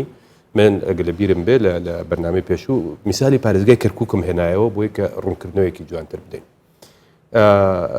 هەر هەمان حاڵ دووبارە ئەەکەمەوە بۆی کە ئەمجارە بە تفسیلتر بۆی کە بینەرانی بەڕێزی ئێمەش تێبگەن پارێزگای کەرکووک پێک دێ لە 4 قەزا و بڕیارە کە هەر 100,000 کەس لە قەزایەک هەبوو لە دەنگدەر ئەوێ ئەکرێتە بازنەیەکی هەڵبژاردن لە کەرکووک 2 قەزامان هەیە کە شمولی ئەو بازنەیەکەن 2 قەزای تر کەرکووک 4 قەزایە 2 قەزای ترمان هەیە شمول ناکەن قەزای حەویجە کە نزیکەی 300,000 دەنگدەریتیایە لەگەڵ قەزای مرکزی کەرکووک کە نزیکەی 800,000 دەنگدەریتیایە بەڵام قەزای داقووق و قەزای دووبز ژمارەی دەنگدەرانیان لە 100,000 کەمترە بەپێی ئەو پرۆژەیە کە هەبوو لە با بڵێن مەجلیسی نوابی عێراقی و من لەگەڵ کۆمیسیۆنی انتخاباتیش کە قسەم کرد هەر کام لەم قەزایانە ئەچێتە پاڵ قەزایەکی تر مەسەن بۆ نمونە لە کەرکووک لەوانەیە قەزای دووبز یا قەزای داقووق بچێتە پاڵ قەزای حەویجە عەرەب لە باشترین حاڵەتە لە کەرکووک 2 کورسی انتخابی هەبووە بەڵام ئێستا هەر بەم دابەش بوونە ئەو بۆ خۆی جارە 3 کورسی مسۆگەر لە حەویجە ئەبات و ئەگەر قەزای داقووق بچێتە سەری احتیمالە بڕوا بۆ 4ەم کورسی و دێ لەکوێ منافسەی تۆ ئەکاتەوە جارێکی تر لە ناو شاری کەرکووک منافسەی کورسی 5ەم ئەکات ئەم ژمارە کورسیانە لە کێ کەمە بێتەوە لە کورد و لە تورکمان کەمە بێتەوە چکە بەپێی انتخاباتی 2014 کورد 8 کورسی هەبوو بەڵام لە انتخاباتی 2018 کورد 6 کورسی هەیە ئێستا تورکمان 3 کورسی هەیە لە کۆی 12 طبعا ئەو ژمارە زیادبوونانەی عەرەب لەکوێ کەمە بێتەوە لە کورد کەمە بێتەوە لە تورکمان کەمە بێتەوە ئەوە زەرەری ژمارەی کورسیە کە ئێمە ئەیبینین لە ئەو ناوچانەی کە ڕوو ئەدات بەپێی ئەم یاسای هەڵبژاردنەی کە ئێستا هەیە لە انتخابات ئەم حاڵەتە بزەبت لە مەخمور هەمان حاڵەت دووبارە بێتەوە لە شنگال و ناوچەکانی تر هەمان حاڵەت و خراپترین شێت لە خانەقین و لە دووز دەنگەکانی ئێمە ئەسڵەن ئەفەوتێن بۆ چکە گرفتێکی تر لە یاساکە هەیە کە دایرەی انتخابەکەیە ئەوەیە ئەگەر دەنگێکی لیستێک یا دەنگی قایمەیەک تەمەن لیست و قایمە نابێت هەتا ئەگەر لیست و قایمە تەمە دەنگەکە دەنگی فەردیە ئەگەر لێر مەسەن یەکێک دەنگی زیاد بوو مەسەن لیستێکی حزبی دەنگی زیاد بوو ئەم دەنگە زیادانە ناگوازرێتەوە بۆ دەنگەکانی تر قەزاکەی تر لە ناو پارێزگاکە یعنی تۆ چەند دەنگت هەیە وەکو کورد لە انتخاباتی دائیرەی انتخابی حەویجە طبعا زۆر ناوچە ئەگرێتەوە لەوانەیە پردێ بگرێتەوە کە قەزای دووبز بچێتە سەری پردێ ئەگرێتەوە سەرگەڕان ئەگرێتەوە خودی دووبز ئەگرێتەوە ئەمە هەمووی ئەچێتە سەر حەویجە ئەگەر داخۆقیش بگرێتەوە هەموو ئەو دەنگانی کورد و تورکمان ئەگرێتەوە کە لە سنووری کاکەی و هەفتەغار و شوێنەکانی ترن ئەلکێ بە داخۆخۆ ئەچێتە سەر حەوی ئەو دەنگانەی کورد هەمووی تیا ئەچێت و هیچی ناگەڕێتەوە بۆ قایمی کوردی ئەنی لەوانەیە کورد ئەم جارە ئەگەر بتوانێت بەم حسابە بێ 3 کورسی 4 کورسی لە مرکزی قەزا بێنێ زۆر لە مرکزی قەزای کەرکووک ینی ئەوە خاڵ ئەساسێکی مەترسیدارە باش کاک زیرە خۆ کورد دەنگی پێنێەوە ینی ئێستا چی بکە کورد ئەگەرەوە هەڵبژانەکە کرا ئێستا مەسەن ئەمریکا و یو ئێن و ئەمانە فشارەکەن مناڵێم ئەگەر لە حاڵێکە ئەمانی کە بەڕێستان باستان کرد ینی ڕەنگە ڕەنگە هەڵبژاردن نەکرێت لە زۆر ئەگەرا بەڵام ئەگەر لە حاڵەکە کرێت تەناو حاڵەتەیەکە ئەمریکا و نەتەوەی گرتوەکان و هەندێک لە هاوپەیمانان فشار بکەم باشە کورد چی بکاکەوە زەرەری زۆر گەورەیەوەی کە دکتۆر ڕوونی کردەوەی کاک دکتۆر سۆران ڕوونی کردەوە زانی تا ئەو عراقەما بێت هەتا عراق ئەو دەستورەی هەبێ هەتا هەرێمی کوردستان لە ڕووی دەستوری بەشێک بێ لە عراقدا تۆ دەبێ بەشداری هەموو ئەو پرۆسە دەستوریانە بکەیتەوە هەڵبژاردن پرۆسەیەکە بابڕین لە چوارچێوەی دەستوردا لە چوارچێوەی یاسادا ئاماژەی پێکراوە کەواتە هەڵبژاردن بە هەر شێوازێک بەڕێوە بچێ بابڵین بازنەیی بێ ڕێژەیی بێیان ئەوەی دائیری و نسبی پێ دەڵێن نازانم فۆرمەکانیتری هەڵبژاردن بە هەر شێوەیەک بێ خۆی دەبێ کوردستان بەشداری هەڵبژاردنەکە بکە چونکە دەرکەوت لەسەر ئاستی نێودەوڵەتیش پاڵپشتیت ناکرێت تۆ لە پرۆسی سیاسی عراق دوور بکەوی و بەشداری پرۆسی سیاسی عراق نەکەیت بەڵام یەک حقیقەتێ تایبەت بە مەسەلەی هەڵبژاردن ئەمە بۆ هەرێمی کوردستانی ڕاستە خۆی هەڵبژاردن شەڕە بەڵام شەڕێکی جوانە دیموکراسیە بە لەبەر چکە خوێنی تیان ناڕژێ ینی مەفهومی هەڵبژاردن کێچێکە لەو با بڵێن بەرهەمانەی دید و بۆ سونێکی فەلسەفی دنیای مۆدێرن و دنیای پێشکەوتوو لەو فۆرمێکە ئێستا ئێمە دەیبینین شەڕە بەڵام شەڕێکە لە بەرەو خوێنی تیادا ناڕژێ واتە ململانیەکان ناگەنە سنووری پێکدادان لەسەر سندوقی دەنگداندا ململانیەکان لەوێدا باڵێن ململانیەکانیان یەکلا دەکەنەوە وە بۆ چوونە شەڕیش تۆ پێویستیت بەسیە پێویستیت بە زەخیرە هەیە پێویستیت بە بەرنامە هەیە بە کارنامە هەیە و لە سەری هەمووشتان پێویستیت بە یەکبوون و یەکڕێزی هەیە هەر هێزێکی سیاسی هەر لەشکرێکی سیاسی ئەگەر لە شەڕدا خاوەن بەرنامە و کارنامەی خۆی نەبێ خاوەن ورە و ئیرادەی خۆی نەبێ خاوەنی یەکبوونێکی سیاسی نەبێ شەڕەکە دەدۆڕێنێ بۆیە ئێمە لە هەرێمی کوردستان کە لە بەرنامەکانی دیشدا باسمان کردووە لە ڕابردوشدا باسمان کراوە ئەوە ڕای هەموو خەڵکی کوردستانیشە ڕای هەموو دڵسۆزانی ناو حیزبیلانە سیاسەکانیشە تۆ لە قۆناغێکدا دەژی یعنی ئەگەر یەکبوون و یەکڕیزی تەبایی لە سەردەمی ئەنفال و لە سەردەمی تراژیدیاکانی کە بەسەرمان داهاتووە زەرورەتێک بێ بۆ ڕوبەڕووبوونەوەی جینۆساید لە ئێستاشدا گرنگە بۆ ئەوەی بەڕاستی ئەم جینۆسایدانە دووبارە نبنەوە لەبەرەوە ئێمە بینیمان لە قۆناغی دوای 2023 کە ئەو کاتێ من لەگەڵ کۆمەڵێک نووسەرش بەڕاستی هەندێک وتارمان نووسی وەڵامی یەکتریمان داوە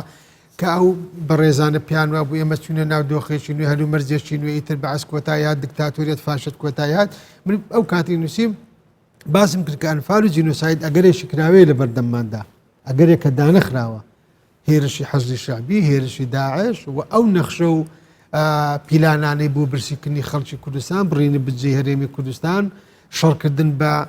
نانی خەڵک ئەمانە هەمویان دەستنەوە چوارچێوە ئەوە گەرە ترسناکانە بۆیە یەکەم جار ئێمە دەوێ بەشداری هەڵبژاردن بکەین لەبەرەوە هیچ بەدیلمانی هیچ چارەسەرێکی ترمانە بەڵام لەکوێدا ئێمە دەتوانین ئەو گرەوە ببینە وەکو جەنابی دکتۆر ئاماژەی پێکرد خۆ باشە کە لە هەڵبژاردن ئەگەر لەسەر ئەو بنەمایە ئەو فۆرمە بەڕێوە بچێ ئێمە بۆی هێژمارێک کەم کورسی بەدەست بێنین بەڵام خۆی گەر ئێمە لەو حاڵەتەدا هەموو حزبەکان لەسەر کەسێک لەسەر دوو کەس ڕێک بکەونیان گەمەی هەڵبژاردن ببینە ئاقارێکی نیشتمانی کوردستانی لە ئاقارە حزبەکە دای ببڕین من پێم وایە ئەگەر هەڵبژاردن لەو فۆرمەت بەڕێوە بچین بۆی هەیە زەرەرێکی زۆر نەکەین بەڵام ئێمە تا دیدی حزبی ڕوانینی حزبی بەرژەوەندی حزبی زار بکەین بەسەر ڕوانگە نیشتمانی کوردستانیەکەدا من پێم وایە ئێمە نەک لە عراقدا لە هەرێمی کوردستانیش زەرەرێکی زۆر دەکەین و زیانێکی گەورە و قۆرسمان پێ دەکەوێت چکە بەڕاستی ئێمە کە ئێستا بعد لەوەی دەکەین لە کاتێکدا کە بار و ژیانی گوزەرانی خەڵک قورسە کە کاتێکدا کۆمەڵی قەیرانی ئابووری ڕووی لە هەرێمی کوردستان و عراق و ڕۆژهەڵاتی ناوەڕاست و هەموو دنیاش کردووە لە کاتێکدا بەڕاستی و حیزبەکانی ئێمە دێکەن ڕاست نییە بە تایبەتی هەردوو حزبی بەڕێز کە ڕێز و حرمەتم بۆ خەبات و تێکۆشانیان ناکری بەو شێوەیە بەڕاستی تۆ لە کاتێکدا ئێمە یعنی هەموو هەوڵەکانی عراق هەموو کوتلە سیاسەکانی عراق بە حەزدی شعبیتەوە بە کوتلە هێزە سیاسەکانی عراق دیانێ ئەو قوارە سیاسی هەرێمی کوردستان نێڕن هەموو ینی بەرنامەکانیان بە هەر شێوەیەک بێ لەسەر ئاستی ئیقلیم ئێمە دەبین و ڕۆژانە ئێران و تورکیا بەڕاستی بردومانی هەرێمی کوردستان دەکەن لەسەر ئاستی ناوخۆیشدا کە جەنابتان ئاماژەتان بۆ کرد کە کازمی پاڵپشتێکی ئەعلامی میدیایی دەکات لە هەرێمی کوردستان من پێم وایە ئەو پاڵپشتە تورکیاش دەیکا ئێرانیش دەیکا کوتلە شیعەکانیش دەیکا ڕقم مەکەوە داعشش کردوێتی داعش کەناڵی هەبوو لە بەڕاستی کەناڵی زۆر گرنگیشی هەبووە کەواتە هەموو هەوڵەکان بۆ خستنی هەرێمی کوردستانە قواری هەرێمی کوردستانە ئێمە چۆن دەتوانین بەربەوە بگرین ئەمە دیسە ئەمە شەڕە ئەمە ململانەیە تا گەورەترین فاکتەر گەورەترین هێز گەورەترین سیاسەتی ڕوبەڕووبوونە سەنگەری ڕوبەڕووبوونە بۆ ئەو داخە سیاسەتە ئەوەی بە دەیانەوێت بە هەڵبژاردن فێڕت لێ بکەن بیکەن بە مەسلەیەکی بازنەی ئەوەی دەیەوێت کە کۆتت ببڕێ ئەوەی دەیەوێ هێرشت بۆ بکە ئەوەی کە دەیەوێت میدیاکانت بە ئاراستەیەشی تردابەرێ ئێمە دەبێت ڕوانگە نیشتیمانیەکە ڕوانگە کوردستانەکە تۆخ بکەینەوە دەبێت لەوە تێ بگەین حزب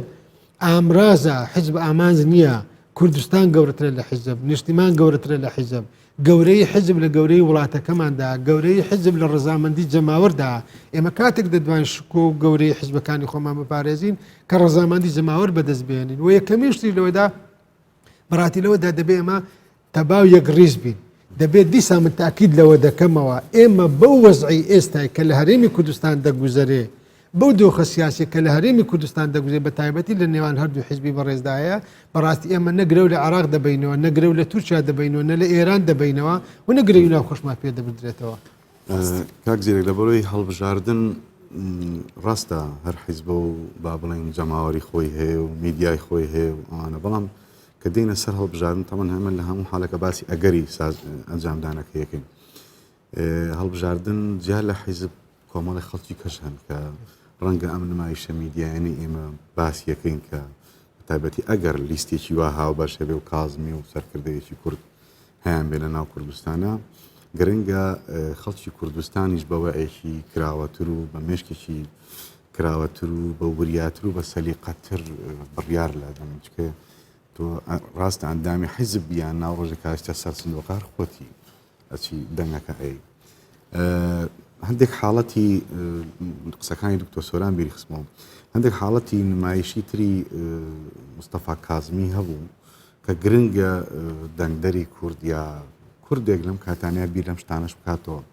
بۆ نمونە لە چەند ڕۆژی ڕابردوو ئێمە بینیمان کۆمەڵێک گەنجی لە بەغدا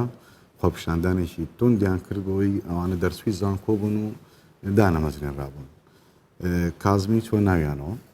کامێرە و ویددیۆکە ئاداموی بەسەریەوە بوون و فۆتۆ سوۆسیال میدیا ئەمانە دانیش لەگەڵیان و دواتر پێشواز لە کۆشتی خۆی لە ئۆفیسی خۆی پێشوازی لە دووسەیەکیان کرد یەکێک لەوانە نعلی شەحاتەی لە پیاوە ینی من هەستم کرد کامێرەکە ئەوەندەی لەسەر ئەو نعل و شەحاتەیەوە لەسەر دەموچاوی کارکتەرەکان نەبوو پێشوازی لە کۆمەڵێک دەرسوی زانکۆ کرد بینیم لە سۆشیال میدیای کوردستان و هەندێک میدیای سلێمانیش بەداخەوە زۆر باسیەوەیان کە بزان ئەوە سەرۆکە و بە زووتە نعلەوە پێشوازی لە خەڵگەکە و لە گەنجانەکە لەوێژ یەکسەر لە ئۆفیسەوە خەوتی ئەو 460 لەوێ بوون هەمووتان تاعین بەڵام دوای تۆ سەیری ئینکە مەسەڵەن وەزارەتی دارایی یەکسەر تەحەفوزی خۆی پیشان ناوتی پێویستی داراییمان نییە بۆ ئەمە تۆ نابێ بڕیارە دوو پەرلەمانتار زۆر دژی وەستان قسەیان گوتیان تکایە نمایش بەسە بۆ نەسە تکایە نمایش بەسە تاعینکردن بۆەوە نابێت تۆستە سەرجادەکە باشە ئەو تۆ 460 کەسی لەوێ بینی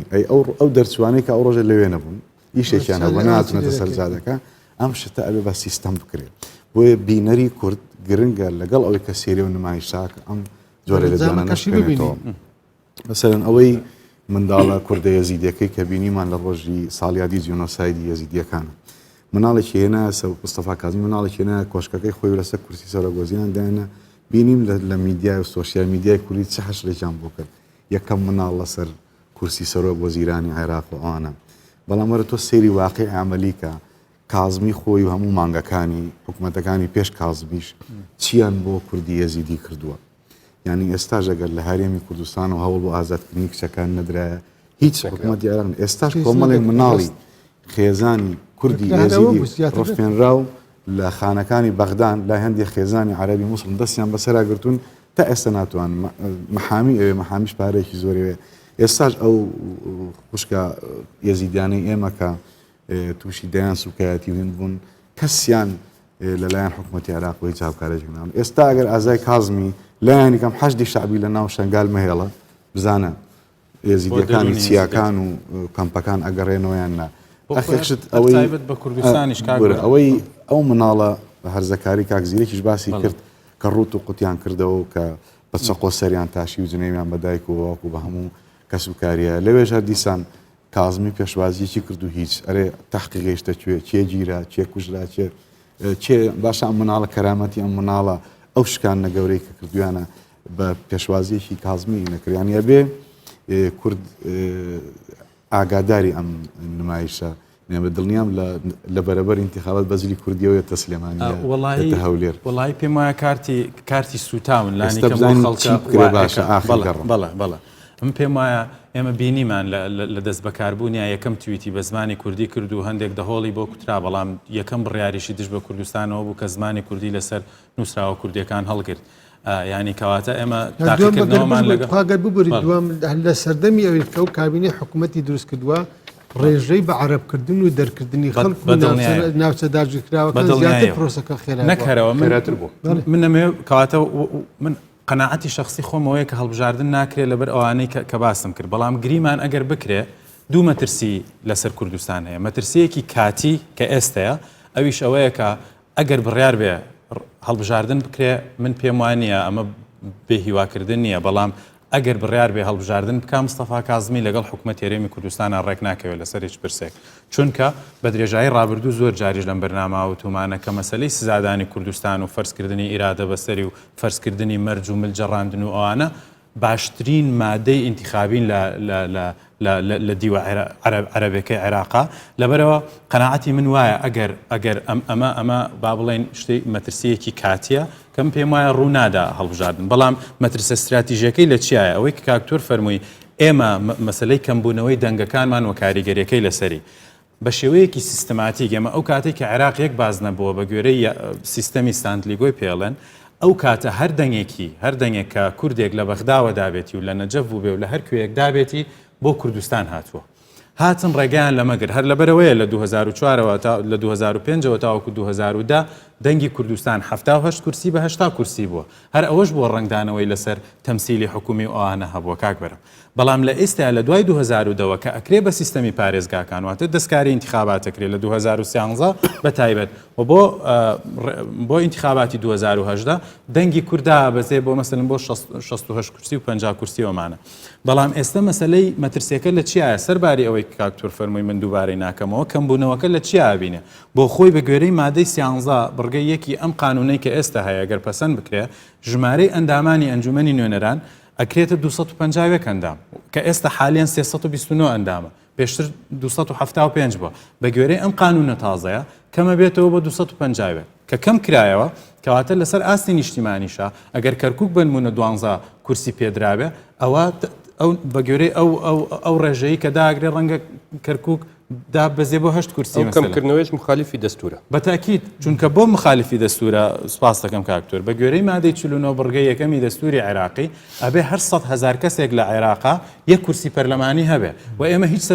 سەرژمێریەکمان نییە ینی سەرژمێریەکی دقیق لە عێراقا نەکراوە بڵێت کاکە ئەو 300 بۆچی مەسەلەن پێش 2 ساڵ کرا بە 329 کورسی بۆچی ئێستاکرێتەوە بە 250 کورسی ئایا مەسەلەن لەسەر لە بەرمەبنای چی بنەمایەکی زانستی چ بنەم سەرژمێریکردنێک تۆ لەو لاوە دەستورت هەیە باشە لەو لاوە دادگای ئیتیحادی و سەرۆکۆمارت هەیە کە پیانەوترێ حامی دەستور ئەمانە بەڵام کە دێن ئەمەش قبوڵەکەن کە نسبەکە دابەزێ بەڵام کەمبوونەوەکە لەسەر ئاستێکی نیشتیمانی مادام لە کورد کەمە بێتەوە ئەوە تەنها لە کورد کەم نابێتەوە سەراحەت دەبێ ئەوەش بڵین بەڵام ئەبێ ئێمە ئامادە بین کە ئەو کاتە بەبێ سەرژمێری ئێمە ڕەنگە لە باشترین حاڵەتە لە خوارچل کورسیمان بۆ نامێنێتەوە لەم عێراقەیە سەرژمێری بکرێ نەخێر ئەگەر بەم قانونە ئینتیخابات بکرێ دا ئەبەزێت بۆ خوارچل کورس خولەکمانەوە بەڵام پاشەوەی هەموو ئەمانە باسمان کرد ئێستا ینی کورد چ ئالیەتێگە میکانیزمێگە بیکرێتە بەرکە تووشی ئەم زیانە گەورەیە نەبێ ئەگەر هەڵبژاردن کرد خۆی بەرهەم ینی سەر ئاسینەوە بەرنامەکەی 24 ئەوەی جوانە لە ئاخیرەوە پێشنیارەکان چین چ بکەین باشە بۆ ئەو مۆزوع منی بەشی کۆتایی قسەکانم هەر لەوێ داناوم کە چ بکەین باشە ناو بڵێن 3 دەقەونی و تەواویکەی باشە هەوڵە دەم ئینشاءالله گرفتێکمان هەیە پێش لە هەموو شتێکە بێ ئەو گرفتە چارەسەر بکەین گرفتەکەی کە نوێنەرانی کورد لە بەغدان هەموو کارەکانیان بەجێ هێشتووە بۆ مناقەشەکانی وەفدی حکومی هەرێم یا وەفدە حیزبەکان کە بچن لە بەغدا چارەسەری گرفتەکان بکەن یەکەم گرفت کە کورد ئەبێ لە نێو خۆی ئەوە چارەسەر بکە ئەم بابەتەیە مەسەلەن سەرۆک کۆمار ئەبێ کوردستانی بیر بکاتەوە و ئەوانەی لە پەرلەمانن ئەوانەی لە حکوومەتن ئەوانەی لە هەموو دا و دەستگاکانی ترن هەمووی ئەبێ بێن یعنی لەگەڵ ئەو ئێمە مؤسسەیەکمان هەیە لە حکوومەتی هەرێم مؤسسەی ناوچەکانی دەرەوەی هەرێم و وەزارەتێکیشمان هەیە وەزیری پەیوەندیەکان لەگەڵ حکوومەتی ئیتیحادی يعني ئەو مؤسسەیە ئەکرێ هەموو لایە کۆ بکرێتەوە لەوێ و یان لە مؤسسەی سەرۆکایەتی هەرێم يعني چۆن ئێمە دایا ڕێژینەوە بەڵام حکوومەتی هەرێمی کوردستان مؤسسەی هەیە وەزارەتی هەیە بۆ ئەو مۆزوعە ئەوێ بەرنامەکاندا ڕێژن و ئێمە چیتر ئەستۆی ئیش نەکردن نەخێنە سەر ئەوەی تر مەسەن سەر کۆمار نەڵێ ئەمە پەیوەندی بە پەرلەمانەوەی پەرلەمان نەڵێ ئەمە سەر پەیوەندی بە حکوومەتەوە هەیە بە یەک تیمی یەکگرتو ئەبێ لەوێ کارکەن یعنی ئەو یەک ڕێزی و یەکگرتوویە کە باسەکەین ئەبێ ئەوها دروستی بکەین واتە ئێمە لەناو مؤسساتی حکوومەت یەک ڕێزی و یەکگرتوویە کە دروست بکەین ئەگەرنا کاک زیرەک باسی دەوری حیزبەکانی کرد و جەنابەت ئیشارەتێکدا لە مەسەلەی حیزبەکان هەر حیزبێک لەوانەیە بۆ خۆی بەرنامەیەکی خۆی هەبێ ڕاستە کوردستان لە کۆتایە ئارمانجە بەڵام ئێمە ئەبینین هەندێک حزب هەیە نوێنەرانی حزب بەسەر لە بەغدا کوردستانیشیان لە ئامانج نییە ڕۆشانەوەی قەوارەکەیان لە ئامانجە لە نێو ئەوانەیە ئەگەر ئێمە ئەمە نەکەین بە یەک ڕیزی نەچین زەرەرەکانەکەین بەڕاستی ئەم جارە تەبەن مەسلەی تاکگەرایی یەکجار زۆر هاتوۆتە پێشەوە ئێمە ناتوانین بەدیدێکی نیشتیمانی حزبەکان هەموو بین تاکێک دەرچوێنین چکە بەڕای من ئەو تاکانەی کە شۆ ئەکەن لە شانسی دەرچوونیان زۆر زیاترە ئێمە نمونەی هەڵبژاردنەکانی کوردستان چێ بۆ مەجلیسی نوابی عێراقی بێت چێ بۆ هەڵبژاردننی هەرێمی کوردستان بێ ئەو کەسانی کە زیاترین شۆیان هەبووە لە سوۆشیال میدیا و لە تیڤەکان ووانە یعنی زیاتر من زۆر ڕێزم بۆ پەیامنێرەکان هەیە زۆر ڕێزم بۆ ئەوانە هەیە کە لە تەلەڤیزۆنەکان کارەکەن بەڵام بینیمان چەندین کەس چوونە ناو پەرلەمانەوە هەبوو گۆرانی بێژ بوو ینی بەندبێژێکی باش بوو بەڕاستی ینی ئەبێ چاوەڕێ ئەوە بین ئەگەر ئەوە بێت حکوومەتێکی لاواز لە بەغدا دروست بێت کە حکوومەتێکی لاواز لە بەغدا دروست بوو کاریگەری زۆر قورس ئەکاتە سەر کورد بۆ مەسەن ئەو شۆگەرانە هەر چیەکیان بوێ ئەتوان بە فەوزایەک لەناو مەجلیسی نواب دەری پەڕێنن ڕێز وزرایەکی لاوازە بێت کە ناتوانێت هەموو ئەم قۆناغانە کۆکاتەوە ئەو کاتە کورد نازانێت لەگەڵ کێ ئەبێ مناقەشە بکات لەگەڵ کێ گفتوگۆ بکات نمونە عادل عەبدولمەهدیە وەک خۆی کەسایەتی هەبوو بەڵام چونکە پەرلەمان پشتگیری نەبوو بە کەسایەتێکی لاواز لە قەڵەم درا و نەیتوانی هیچ مشکلەیەک لەگەڵ ئێمە چارەسەر بکات بەدبەختانە ئەمانە کاریگەری قورسی لەسەر هەرێمی کوردستانە بێ ئەگەر ئێمە بە یەک ڕیزی نەتوانین لە یەک مەجلیسی نوابی عێراقی بەر لەم یاسایە بگرین و چارەسەری بکەین یاسای هەڵبژاردن دوو ئەگەر ئینتیخابات بکرێت بەم وەزعی ئێستاوە عێراق زەرەرمەندی گەورە ئەبێت و پشکی ئەم زەرەرە زۆر بە خراپی لە هەرێمی کوردستان ڕۆگەداتەوە کاک زیرەک چی بکرێ باشە من پێم وایە دەبێ مە لەو حقەتە تێبگەین تۆ ئەگەر بتەوێ سنگت هەبێ هێزت هەبێ هەیبەتی سیاسی هەبێ کاریگەریت بەسەر عێراقەوە هەبێ دەبێ یەکەم جار تۆ لە هەرێمی کوردستان ئەو هەیبەتە بۆ خۆ دروست بکەیت من پێما دەبێت تەواوی بڕیارە سیاسەکان و توێژەکانی ئێمە لەگەڵ حکوومەتی عێراقی هەڵوێستی ئێمە لەبارەی ئێران و تورکیا هەمووی بگەڕێتەوە بۆ سەرۆکایەتی هەرێمی کوردستان پەرلەمانی کوردستان و حکوومەتی هەرێمی کوردستان لەلایەن حیزبەکانەوە بەرنامەیان بۆدا نەڕێژرێ بەڵکو خۆیان سەلاحەت و ئازادی ئەویان هەبێ واتە ئێمە کە ئەو دامەزراوانە بەهێز بکەین و سەلاحەتی سیاسیان بدرین لە بەتایبەتی لەو توێژکردن لەگەڵ دەرەوەکەواتە هەیبەتێکی کاریگەریمان بۆ خۆمان دروست کرد دوو دەبێ هەموو توێژێک لەگەڵ حکوومەتی عێراقی لەگەڵ هەر شوێنێک بێ هەموو هەوڵەکان بۆ چاکردنی ژیان و گوزەرانی خەڵک بێ بۆ بژانەوەی ئابووری بێ لە هەرێمی کوردستان بۆ ئەوە بێ ئەو دۆخی کە ئێستا لە هەرێمی کوردستاندا دەگوزارێت و کەبڕاتی باری سەرشانی خەڵکی یەکجار قرس کردووە من پێم وا دەبێ هەموو گرەوەکان لە ڕێگای ینی هەموو گرەوەکان لەوێدا دەبدرێنەوە کە ژیان و گوزەرانی خەڵک گۆڕانی بەسەردا بێ من دیسا تاکید دەکەمەوە بەهێزکردنی قواری هەرێمی کوردستان بەوە دەبێت تۆ سەلاحەت بدەیەوە بە سەرۆکایەتی هەرێمی کوردستان لە مامەڵەکردن لەگەڵ عێراق نەک وەفدێکی حزبی بڕاتە بەغدا وەفدی حزبی بڕاتە تورکیا وەفدی حزبی بڕاتە ئێران وەفدی حزبی سەردانی نازام شوێ بکات بە ناوی میلەتیشەوە قسە بکرێ و لەبەرەوە تۆ کۆمەڵک دامەزراوەتی ئێمە تا دەگەینە هەڵبژاردن لەلایەن خەڵکەوە باوڵێن دەنجام بۆ دراوە تۆ کە ئەو سەلاحەتیان دەدەیە من پێما بەڕووی دەرەوەشدا هەیبەت پەیدا دەکەی وە دواشت بڕاتی کە ئەوەی ئەمن دەمەوێ بیڵێم ئەوەیە کە دیسا تاکید دەکەمەوە شەرعیەتی گەورەیی شکۆی جوانی هەر حزبێک هەر کەسایەتێکی سیاسی هەر ئەندام پەرلەمان و وەزیرە هەر کەسێک هەر پۆستێکی هەبی لەوەدا لە بەدەستێنانی ڕەزامەندی جەماوەردا لە ناوواقعەکەدا واتە تۆ تاسن دەتوانی خەڵک لە خۆت ڕازیکەی من پێم ئەوەن دەش دەتوانی شکۆی بۆ خۆ دروست بکەیت و پێشمە ئەوەی ماندێلای کردە ڕمزێکی جوانی جیهانی بەڕاستی بەس بە خەبات و تێکۆشانەکەی نەبوو بەڵکو ئاشتی خوازی و لێبوردەیەکەشی بوو دروستە خولک بۆ خولک باش بە قەناعاتی من مەترسێکی ئێجگار جددی کە لەم هەڵبژاردنەیە هەیە بە نسبەت کوردستانەوە ئەوەیە کە ئەبێت دەست و برد بکەین لە چارەسەرکردنی مەسلەی مەترسیەکی گەورەیە لەسەر ناوچە کوردستانە داگیرکراوەکانی دەرەوەی ئیدارەی هەرێم. بۆچی؟ لەبەرەوەی کاکتۆر ڕوونی کردەوە لە ئیستا ئێمە ئەنجومەنی پارێزگاکانمان نەماوە و بڕیار و هەڵبژاردن لە نیسانە بکرێن نەکرا. کەواتە ئەو ئەندامانەی گریمان ئەگەر هەڵبژاردن نەکرێن ئەو ئەندامە نوێیانەی کە دەست بەکارە بن ئەبنە چاودێر و ئەبنە دەوری ڕۆڵی ئەنجومەنی پارێزگا بینن لەو ناوچانەژە. بۆیە زۆر زەرورە کە لە ئیستەوە ئەو حیزبە کوردستانیانە بیر لە زیندوکردنەوەی ئەو لیستی هاوپەیمانی کوردستانیانەی کە لەو ناوچانەیە هەبوو کارای بکەنەوە و هەرچی چۆنەکەی هەوڵە سیاسەکان بە ئاراستەی ئەوەیە بێکە لەو ناوچانە لە ژێر مەترسیەکی گەورەی تعریبان. بەڵام ئەم هەڵبژاردنەگەر بەم شێوەیە بکرێ بەم وەزع بکرێ شەرعیەت بەو تعریبە ئەداتەوە و تایبەت بە ناوخۆی کوردستانیش ئەگەر دیسانەوە خۆمان یەک نەخەینەوە لە بەردەم مەترسیەکی جدیان چکەوەی مامۆستا فەرمووی ئەوەیەکە من پێم وایە ئەگەر هەڵبژاردن بکرێ درێژە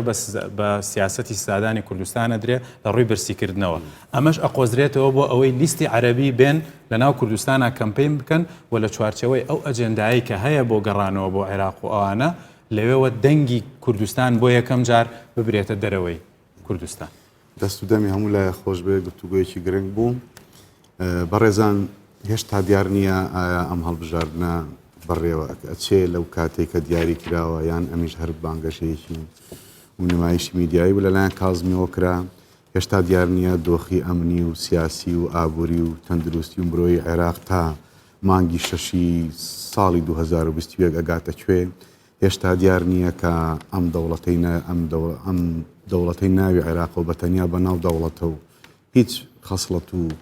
بنەماکانی دەوڵەتی تیانەمەوە ئەم دەوڵەتە چێ مفازەیەکی تری پێ بۆ ئێمە تا نیو ساڵی 2021. بەڵام ئەوەی پوختەی بۆ چوونی ئێمە هەمووی ئەوەیە کە هیوادارین تکاخوازین کە ئەگەر ئەم هەڵبژار نەکرا کورد بە یەک ڕیز و بە یەک دەنگ چ لە ناو هەرێمی کوردستان و چ لە ناوچە کوردستانی داگی کراوەکان لەوێ هەمووی بە یەک لیست و بە یەک ڕیز و بە یەک دەنگ بەشداری بکەن تا هیچ نەبێ پێگەکەمان لە ڕووی ژمارەی کورسی و دەنگەوە وەکو خۆی بمێنێتەوە. هیوادارین حیزبەکانی کوردستان بە تایبەتی لە دیاریکردنی کاندیدی خۆیان بۆ پەرلەمانی عێراق وریاتر بن بە سەلیقەتر بن ورتر بن نەک بچن هەندێک وەکو ئێستا هەندێک چەند پەرلەمانتارێکیان ناردووە تەمەنامان کرد عەرەب بن نەکورد بن چونکە ئەوەندەی کە لە دژی هەرێمی کوردستان و بەرژەوەندیەکانی خەڵکی کوردستان کارەکەن ئەوەندە لە بەرژەوەندی کورد و کوردستان ئیش ناکەن. هیوادارین ئەم دیمەنانە نەبینینەوە. لەوەش گرنگتر ئەوەیە هەر کوردێک هەر کوردستانیەک ئەگەر ڕۆژێک لیستێکی عەرەبی هاتە کوردستان و بڕیاریە کە لیستێکی عێراقیاتە کوردستان و بڕیاریە لێرە پڕۆپاگەندە بەخۆی بکە تکایە دوای ئەم قسانی ئێمە با بۆ دووخولەکێک تەماشا دیمەنی ئەو مناڵە بکە ئەو هەرزەکارە بکە کە کۆمەڵێک هێزی ئەمنی سەر بە حکوومەت چەکداری هێزی ئەمنی سەر بە حکوومەت ڕۆت و قوتیان کردەوە بە چەقۆ سەریانە تاشی من خۆم بەش بە حاڵی خۆم پێم وایە ئەمە ئایندەی عێراقا و هیوادارم ئەگەر ئەو هەڵبژار نەکرا و دەنگتانە ئەو دیمەنانتان لەبیر بێ تا حەڵقەیەکی تر خواتان لەگەڵ.